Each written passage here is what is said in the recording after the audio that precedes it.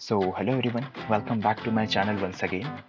तो आज हम सॉल्व करने वाले हैं आज का problem of the day LeetCode का, जो कि है maximum length of a concatenated string with unique characters, LeetCode 1239। ठीक है। अब ये क्या कह रहा है, हमें एक एरे ऑफ स्ट्रिंग्स दे रखी है। ठीक है। और string S is found by the concatenation of a subsequence of array. Okay, that has unique characters, मतलब कोई भी डुप्लीकेट कैरेक्टर्स नहीं होने चाहिए, हमें यूनिक कैरेक्टर्स लेकर के एक स्ट्रिंग को फॉर्म करना है। ठीक है।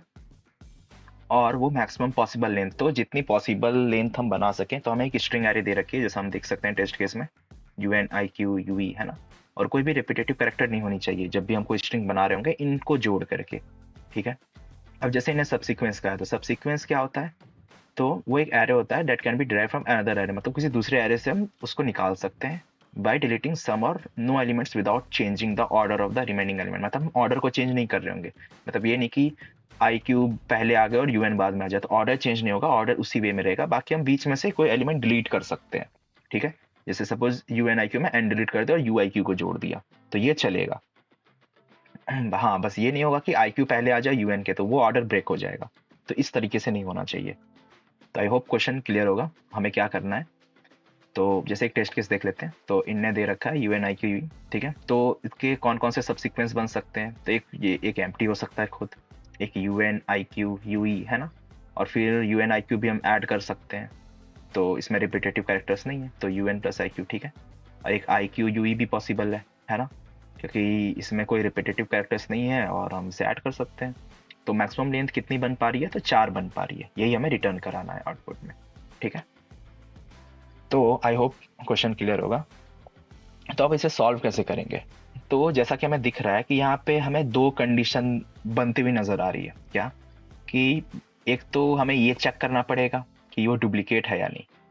एक पहला तो वो हो गया, वो अलग चेक करना पड़ेगा कि कैरेक्टर्स डुप्लीकेट नहीं हो, तो उसे हम अलग तरीके से हैंडल कर लेंगे। दूसरा चीज क्या हो सकता है यहाँ पे, कि हम या तो जब भी हम अगले स्टेप में जाएंगे, या तो हम कैरेक्टर को लेंगे या फिर नहीं लेंगे, है ना। दो ही पॉसिबिलिटी हो सकती है। जैसे कि यहाँ पे देखो, यूएन के बाद आइदर पॉसिबिलिटी हो सकता है कि हम आईक्यू को ऐड करें या फिर आईक्यू को ऐड ना करें। दोनों चीजें हो सकती है, हमें पता तो नहीं है ना किससे लॉन्गेस्ट लेंथ आके निकल के आ जाएगी। तो इसीलिए यहाँ पे देखो एक एम्प्टी भी बन रहा है। तो इसका मतलब कि हमें दो केसेस लेके चलेंगे, इसका मतलब हम यहाँ पे रिकर्सिव अप्रोच का यूज कर रहे होंगे। ओके, तो हम रिकर्सिव अप्रोच का यहाँ पे यूज करेंगे। बाकी हम एक वही डुप्लीकेट चेक करेंगे, एक फ्रीक्वेंसी एरे बना लेंगे, उसमें सबके कैरेक्टर्स को मतलब डाल के चेक कर लेंगे कि जिसकी भी फ्रीक्वेंसी अगर 1 से ज़्यादा आ गई तो वो फॉल्स रिटर्न हो जाएगी, है ना। तो वो डुप्लीकेट चेक करने का काम कर देगा, बाकी हम रिकर्सिवली कॉल कर सकते हैं बाकी इंडेक्सेस पे, अगले वाले पे मतलब। तो एक बार इसे कोड करके देखते हैं, बाकी कोड के थ्रू ही समझते हुए चलेंगे। ठीक है। तो मैंने क्या क्या बताया, तो पहले तो हम क्या करेंगे, एक इज वैलिड फंक्शन हम बना लेते हैं, right. Okay, so like boolean is valid, इसमें बस एक स्ट्रिंग पास करा देते हैं, जिसमें होगा एक हमारा फ्रीक्वेंसी मैप। ठीक है। new int 26 for int I equals to 0 less than s dot length और i प्लस प्लस। ठीक है। अब जैसा कि सबने अगर मेरी पुरानी वीडियो देखी होगी, तो हम एक पर्टिकुलर वैल्यू को कैसे निकाल के रख रहे थे, अगर याद हो तो थोड़ा आइडिया लग रहा होगा कि मैं क्या कर रहा हूँ। कैरेट आई माइनस ए, है ना। इससे हमारी आस्काई वैल्यू हमें मिल जाती थी, है ना, इस तरीके से। और उसमें बस हम प्लस प्लस कर देते थे। तो ये 26 साइज की एरे है, जितने हमारे पास अल्फ़ाबेट्स होती है इंग्लिश के अंदर, है। तो उसी के थ्रू हम इसे मैप कर रहे होंगे। तो अगर हमारी फ्रीक्वेंसी एरे की वैल्यू ग्रेटर देन 1 हो जाए, इसका मतलब मल्टीपल कैरेक्टर्स एग्जिस्ट करते हैं, तो वो डुप्लीकेट हो गया, तो रिटर्न फॉल्स कर देंगे। और अगर ऐसा कुछ नहीं होता, इसका मतलब सही है सब कुछ, तो रिटर्न ट्रू, है ना। तो ये काम कर लिया हमने वैलिड चेक करने का। अब अगला काम होगा हमारा सॉल्व। इसे हम सॉल्व करेंगे कैसे? तो पब्लिक एंड सॉल्व, ये हमारा मेन काम करेगा, मेन फंक्शन बेसिकली। सो इंट इंडेक्स एक हो जाएगा, एक हमारी स्ट्रिंग की लिस्ट जो कि ये पास करवा रहे हैं ना इनपुट में, एक हमारा स्ट्रिंग इनपुट। ठीक है, तो हम क्या चेक करेंगे, हमारा बेस केस क्या हो जाएगा रिकर्शन के लिए, कि अगर हमारे इंडेक्स जो है वो हो जाए एरे डॉट साइज। ठीक है, उसके इक्वल अगर हम हो जाते हैं तो हम पहले तो चेक कर लेते हैं कि वो वैलिड है भी या नहीं। पता चला डुप्लीकेट कैरेक्टर्स हो और हम उसे ऐड कर दें, तो यहाँ पे वो चेक करेंगे। अगर ऐसा नहीं, अगर वो पास कर जाता है तो इनपुट की लेंथ, ये हमारा आंसर भी होगा बेसिकली। ठीक है, वरना रिटर्न 0। तो ये चेक हो गया बेस केस हमारा। अब हम बस अगले इंडेक्स के लिए कॉल करेंगे। मैंने क्या बोला, दो पॉसिबिलिटीज होगी, या तो हम उसको ले रहे होंगे या फिर नहीं ले रहेंगे। तो अगले इंडेक्स पे इंडेक्स प्लस 1 ARR और इनपुट, इससे गेट कर लेते हैं input plus array dot gate index, और अगली पॉसिबिलिटी हो जाएगी हमारे पास नॉट टेक की, कि उस कंडीशन को हम ऐड नहीं कर रहे होंगे।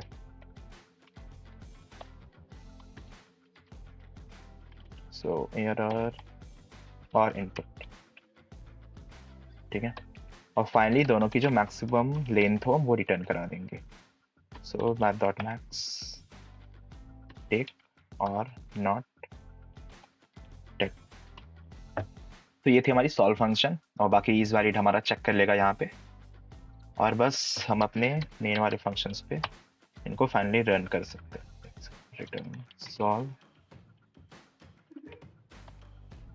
हमारा एरे हो गया 0 पहले तो लेंथ और एरे और एम्प्टी स्ट्रिंग। एक बार चेक कर लेते हैं ये काम कर रहा है या नहीं।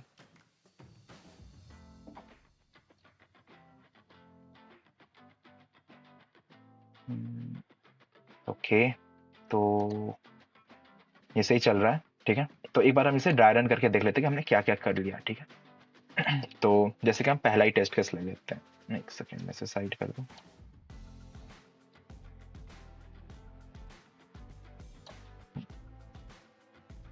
तो हमने क्या टेस्ट केस लिया था पहले के लिए, तो हमारे पास एरे दे विद इन है UN IQ और UE, है ना, ऐसा सा था। तो इनिशियली क्या होगा, हम मैक्स लेंथ वाले फंक्शन पे आएंगे, राइट। तो हमें यहाँ से दिख रहा होगा, तो हम मैक्स लेंथ वाले पे आएंगे, वो हमारा एरे इनपुट लेगा, और यहाँ से हम क्या करेंगे, सॉल्व में जाएंगे, राइट। सॉल्व में क्या पास होगा, पहले तो 0, फिर एरे, फिर एम्प्टी स्ट्रिंग, है ना। अब सॉल्व के अंदर हमारे दो केसेस पहले तो जाएंगे, इफ में तो अभी जाएंगे नहीं क्योंकि कुछ है नहीं वहाँ पे चेक करने के लिए। तो टेक में क्या करेगा, वो सॉल्व लेगा और 1 इंडेक्स प्लस 1 एरे और UN, है ना, पहले वाले स्ट्रिंग को ऐड करेगा। सेम नॉट टेक के लिए, इसके लिए भी वो जाएगा सॉल्व 1 एरे। अब नॉट टेक के लिए क्या होगा, वहां तो हमने UN डाला, ठीक है, यहाँ पे कुछ भी नहीं जाएगा, है ना, वो सेम वैसे का वैसा रहेगा, मतलब हमने उसको लिया ही नहीं है। तो ये दोनों को चेक करते हुए जाएगा।